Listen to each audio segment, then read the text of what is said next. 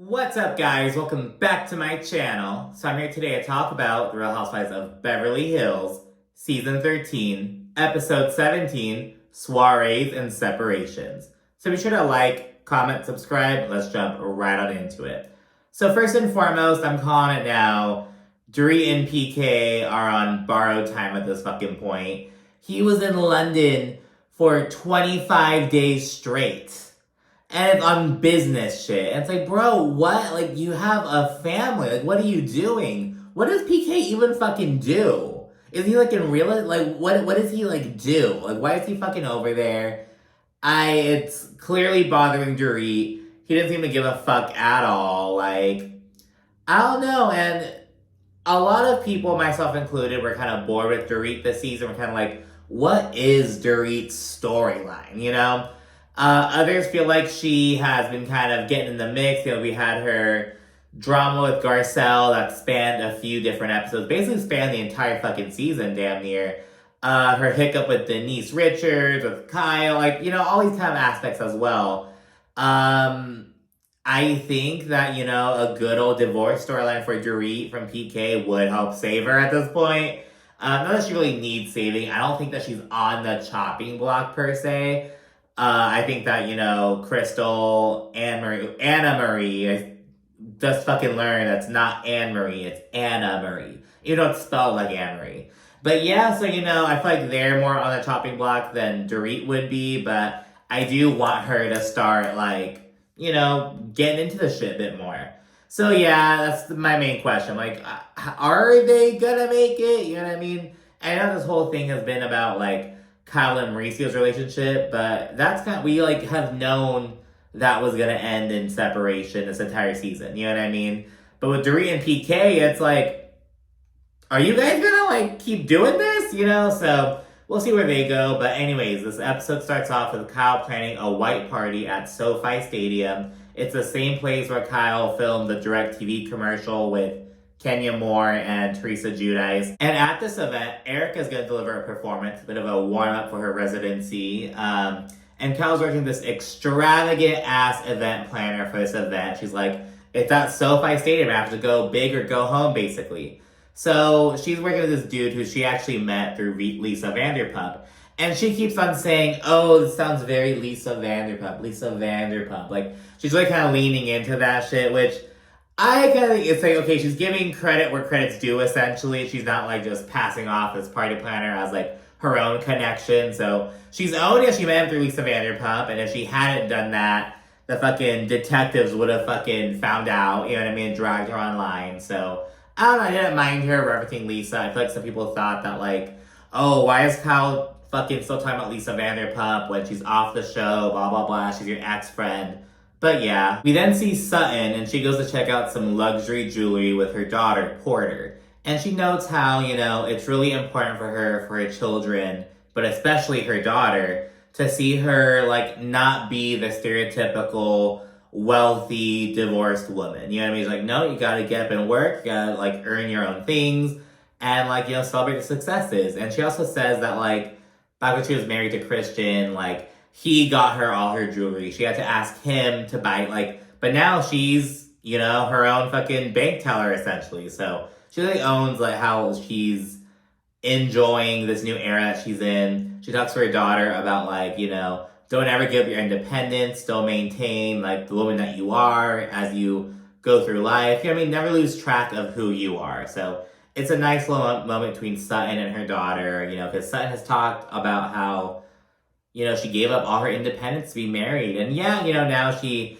has all this money in the fucking bank and shit, but it's like, the things that you have to go through to get to that point is, you know, we see it with fucking Lisa Hochstein, you know, in like 10 years, I'm sure she's gonna be fucking rolling in fucking dough and shit. Lenny will be a thing of the past at that point. He'll still be the father of her children, you know what I mean? He won't, like, they'll be, like, said and done at that point. But she's going through it to get to that point. So, you know, that's why, you know, never, like, all these dudes, like, oh, you know, I'll take care of you, blah, blah, blah, blah, blah.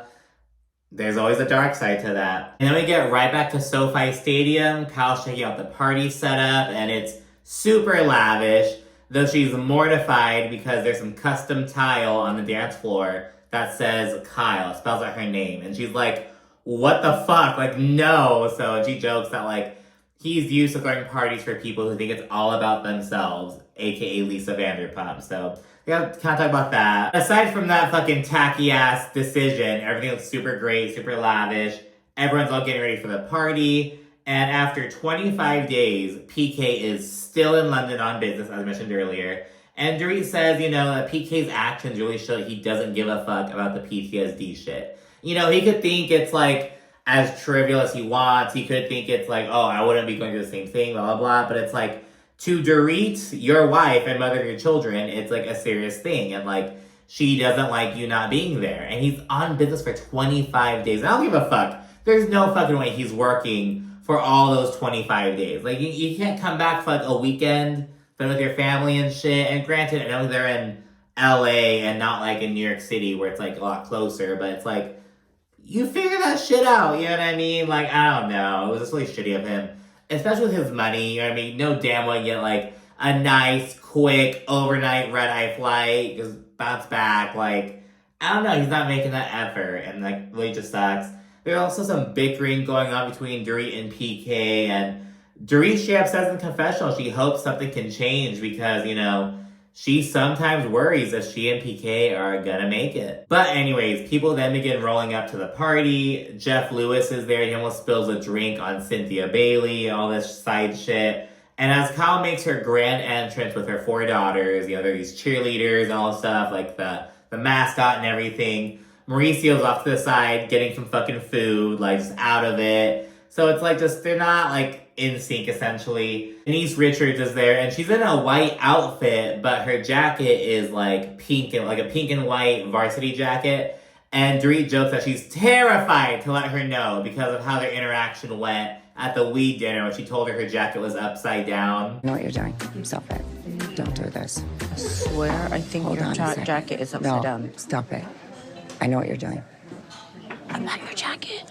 I don't give a flying ass about a jacket. Okay. Off to the side, Sutton tells Garcelle about how Steve wound up texting her 2 days after he ghosted her. And I'm like, okay, he texted you 2 days after ghosting you.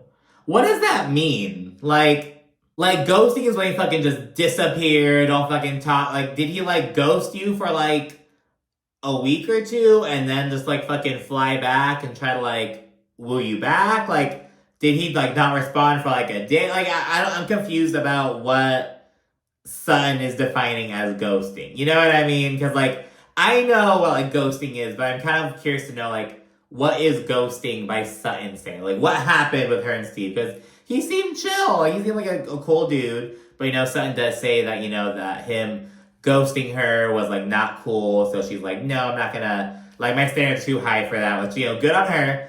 She also says that, she credits Alessandra with, helping her become more confident with dating and everything. But she also says that the experience taught her that dating just isn't really as important to her right now as she thought. She just wants to focus on grinding and doing her own thing.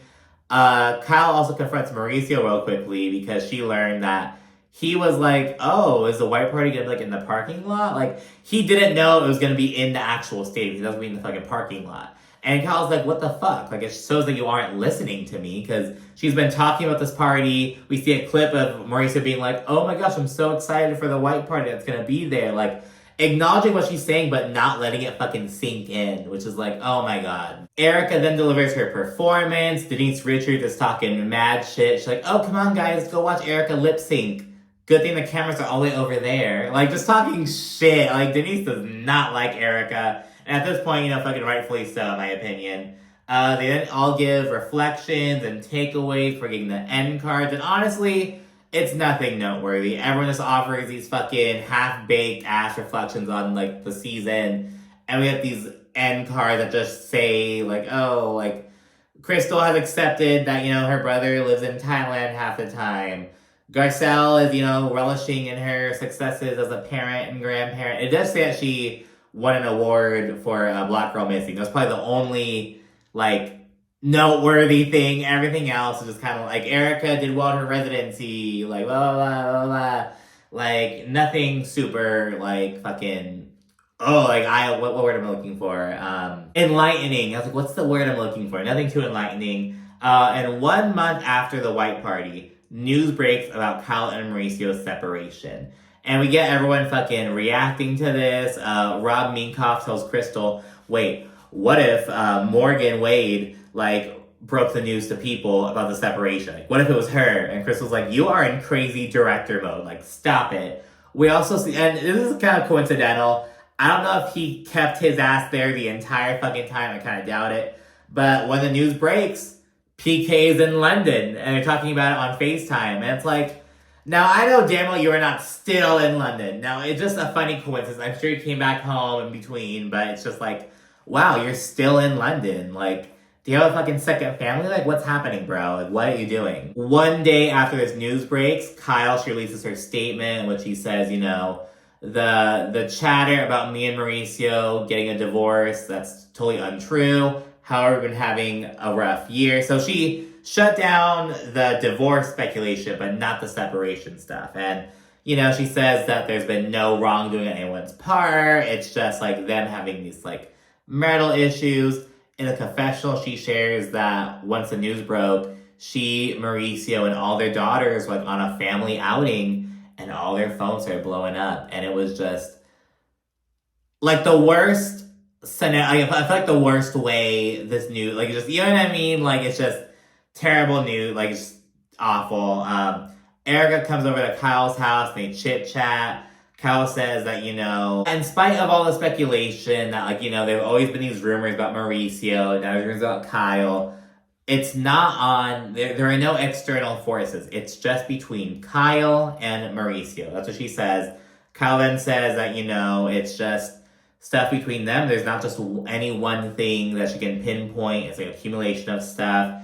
And, you know, Erica gives Kyle some good advice as she grows emotional. And Erica's like, you know, You've been a good mother, you've been a good sister, a good daughter, a good wife, and now it's time to prioritize your own happiness. And in whatever that looks like, but if you are not happy, you have to take the steps, basically.